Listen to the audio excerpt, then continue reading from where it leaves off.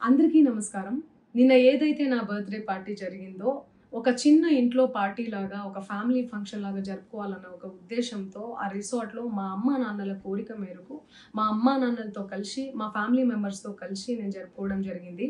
అక్కడ మా అమ్మానాన్నలు, మా అమ్మానాన్న ఫ్రెండ్స్, మా ఫ్రెండ్స్, మా ఫ్యామిలీ ఫ్రెండ్స్, మా టీమ్ మెంబర్స్ మాత్రమే ఉండడం జరిగింది. అండ్ అట్లనే లిక్కర్ ఉండడం జరిగింది. సౌండ్ సిస్టమ్ ఉండడం జరిగింది.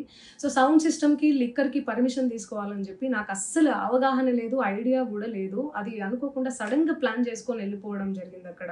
సో, అందుకు నాకు అవగాహన లేదు. లేకుంటే నేను డెఫినైట్‌లీ తీసుకునేదాన్ని. నాకసలు గైడెన్సీయే లేదు. ఎవరన్నా గైడ్ చేషినా గూడా నేను పర్మిషన్ తీసుకునేదాన్ని. లేకపోతే నేను ఎందుకు ఇలా తెలిసి చెయ్యను గదా! సో, ఇదంతా ఇలా తెలిసి అయితే నేను తప్పు చేయలేదు. తెలియకుండా ఇది జరిగిపోయింది. అండ్ అక్కడ లోకల్ లిక్కర్ తప్ప అసలు వేరే ఏ ఇతర పదార్థాలు, మత్తు పదార్థాలు గాని వాడడం అసలు జరగలేదు. అక్కడ దొరకలేదు గూడా పోలీసులు సెర్చ్ చేషినా గూడా. అండ్ అక్కడ ఎవరికైతే పాజిటివ్ వచ్చింది అని చెప్పి పోలీసులు చెప్తున్నారో, ఆయన ఎక్కడో ఒక చోట తీసుకున్నాడు, ఎప్పుడో తీసుకున్నాడు అని చెప్పి తేలిందని చెప్పి పోలీసులే చెప్పారు. అండ్ అది ఇన్వెస్టిగేషన్ కూడా జరుగుతుంది. మేము గూడా పోలీసులకు కోఆపరేట్ చేస్తున్నాము.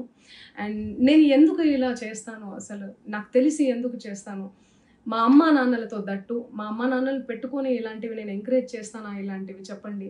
అండ్ ఒక రోల్ మోడల్‌గా, ఒక ఒక ఇన్‌స్పిరేషనల్‌గా ఉండాలని అనుకుంటాను గానీ నేను ఇలా ఎందుకు నేను చేస్తాను? సో, ప్లీజ్ దయచేసి మీడియా మిత్రులకు నా విన్నపం ఏంటంటే, ఆధారాలు లేని అభియోగాలు నా మీద అస్సలు మోపొద్దు.